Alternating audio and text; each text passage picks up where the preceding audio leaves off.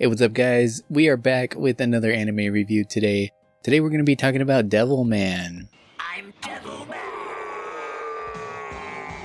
Devilman is a long-running franchise that's been around for more than 50 years. There have been so many adaptations and different iterations of Devilman, crossovers. I'm not going to cover all of it. I haven't dove into all of it, but I've checked out a couple different versions of the anime. Yeah, where do you begin? If you want to get into Devilman, should you watch Devilman?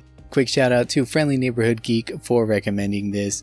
He had actually mentioned one of the OVA movies, but I ended up watching the OVA trilogy as well as Devilman Crybaby, which is sort of a more modern take on the series. Either of those would be good options for starting out. Both have their pros and cons, but we'll talk about it. Very brief, condensed history of Devilman.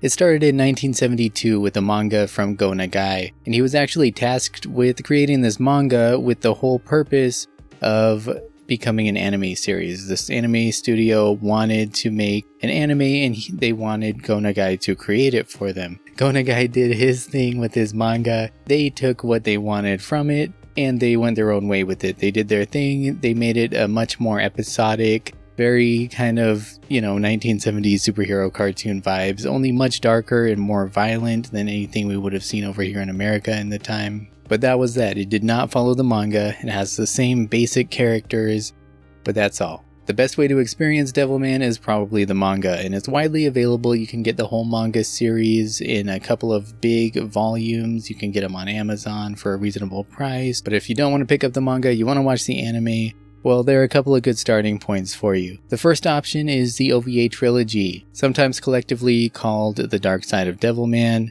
These were 3 OVA movies that came out between 1987 and 2000. Yeah, over the course of 13 years, these 3 short movies came out, basically telling the whole condensed story of the Devilman. You can find these online. You can watch them on YouTube or Internet Archive. The first one is called Devilman: The Birth. This one came out in 1987.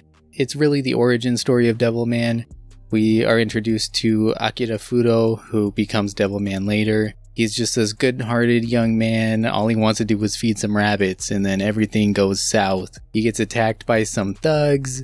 His roommate slash potential love interest, Miki, comes and basically saves him one way or another. Eventually they're walking home, and then his old friend Rio comes and kind of whisks him away. This guy's got issues. He exposes Akira to the reality of demons, that there are demons in the world and they're coming to life and they're coming for them. I'm not going to spoil anything here, but yeah, that's basically it. And then it's not until the very last scene where Akira actually becomes Devilman, and then he kicks some butt and then it ends on a cliffhanger. That's it. Not a whole lot happens in the movie, but it is an important setup so you know what's going on for the rest of the series. One thing I will say about this movie is the English dub is so bad. It's like so bad it's good, it's hilarious. They took a lot of liberties, I think, in the translation. They just threw so many curse words in there that just feel out of place. Kid, you'd better do what he says. This guy's a real psycho once he gets pissed off with you. You. Huh? It's like you can't even take it seriously because the emotion's not there in the performance. Yeah, so many F-bombs that just feel so out of place. You just have to laugh at it. You can't even take it seriously. After The Birth comes the next movie, The Demon Bird. This one came out in 1990, a few years after the first one. The things about the dub that I just said don't really apply here. I think they did a much better job with the dub. I think it's a lot better from a narrative standpoint. This one has a lot more action because the story's already been set, and Akira is now Devilman, and right from the get-go, he's got his powers, and he is hunting down demons and kicking butt, and there's some pretty crazy plot stuff that happens here. We see some really dark, really serious stuff start to take place. Akira is kind of faced with seeing what happened to his mother, who is dead. His parents are both dead. That's not a spoiler. It was described in the beginning, but yeah, there's some emotional, crazy stuff going on here. Very intense, and just some nasty looking demons that Akira / Devilman has to take down and deal with. And I can't show that much of it because the main villain, the bird, is pretty much flying around naked the whole time. Not really suitable for this YouTube channel. Which brings me to the point, I say this in like every video, don't let the kids watch Devilman. This movie had some really cool fight scenes, and yeah, it's a cool middle chapter in the saga. That's all I can say. It's a good entry, better than the first one. A lot more going on, a lot more action, a lot better dialogue. It's a good one.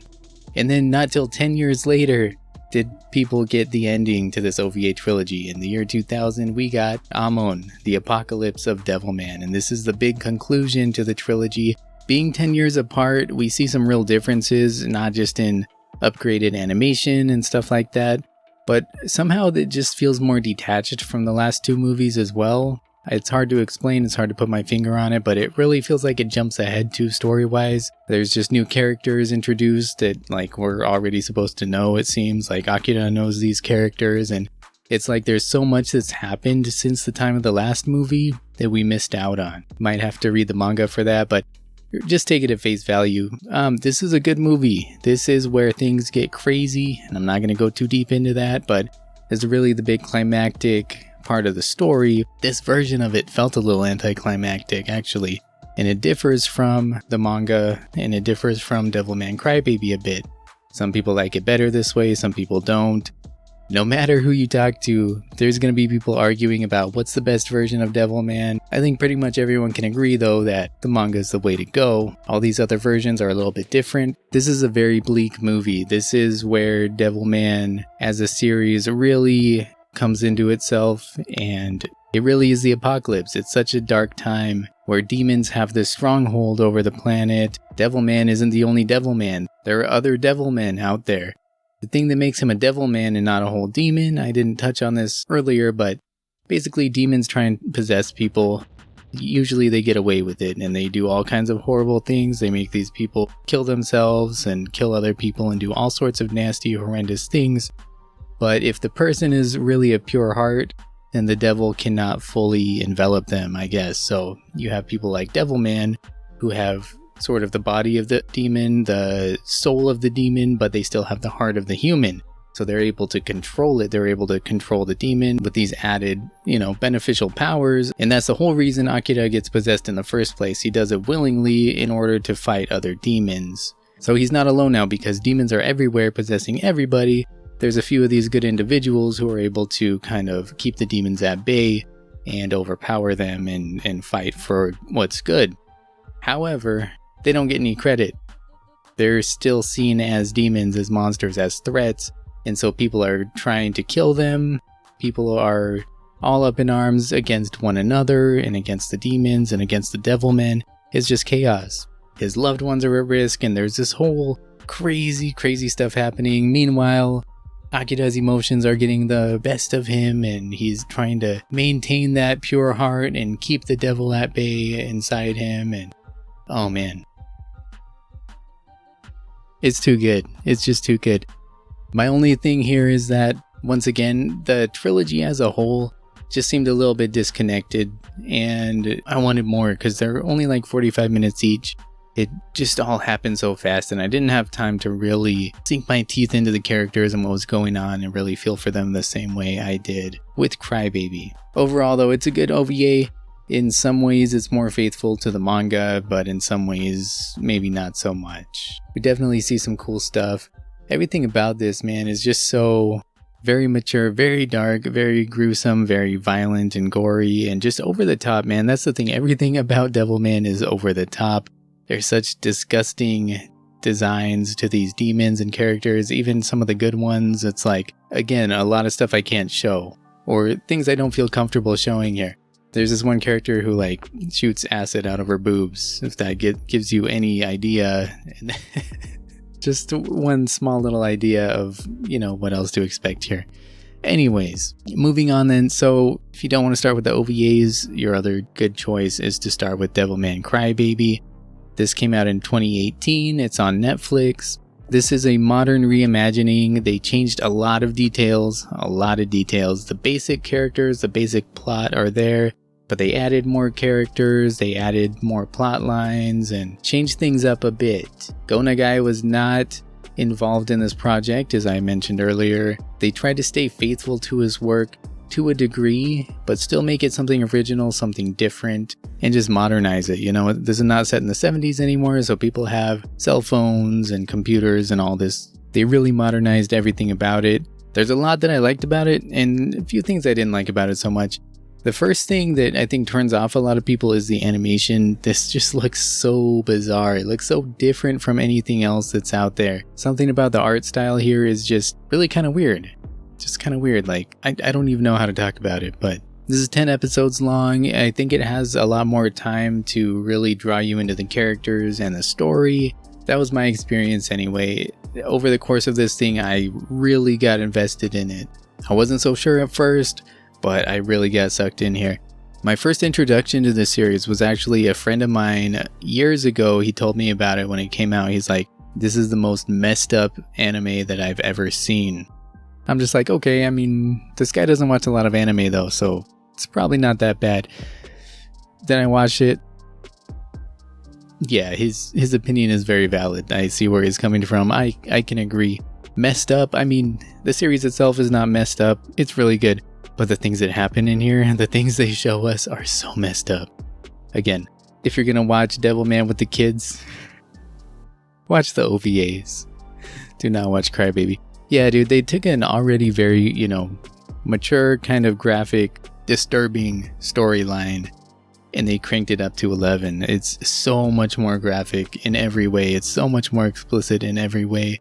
So much more disturbing, dude. My understanding is the director did that on purpose. He thought that that's what Go Nagai would have wanted, but Go Nagai was kind of constricted in what he could do with this publication aimed at younger individuals. And you know what? It really hits those emotional depths. For me anyway, it really, really struck some chords. Just because you have all the more time to really get invested in these characters and in the storyline in this world. And then you just see some of the messed up stuff that happens, and it just hurts, It just hurts. I'm going to stay away from spoilers. I had the ending spoiled for me on my own accord by accident. I wouldn't wish that upon anybody else. I think you should go in blind, and that's why I'm being pretty vague here with what I'm talking about. But I can imagine how much more impactful things would have been if I hadn't already known what was coming in some cases. So there's a lot of differences, a lot of new stuff, new directions that Crybaby took. And you might love or you might hate the animation, but overall though, I think it did a great job at telling the story. Even with all of its differences, the heart is still there. The heart of the story is there, and I feel like they did just a better job at really captivating me anyway. And apparently my friend, who was very disturbed, that's good, you're supposed to feel disturbed. I didn't feel that much emotion when I watched the OVAs in comparison. So I'm glad I watched the OVAs. They had a lot of cool stuff on their own. They had some great fight scenes. Love that classic animation. And I saw some elements that were different from the story in Crybaby that stuck closer to the manga.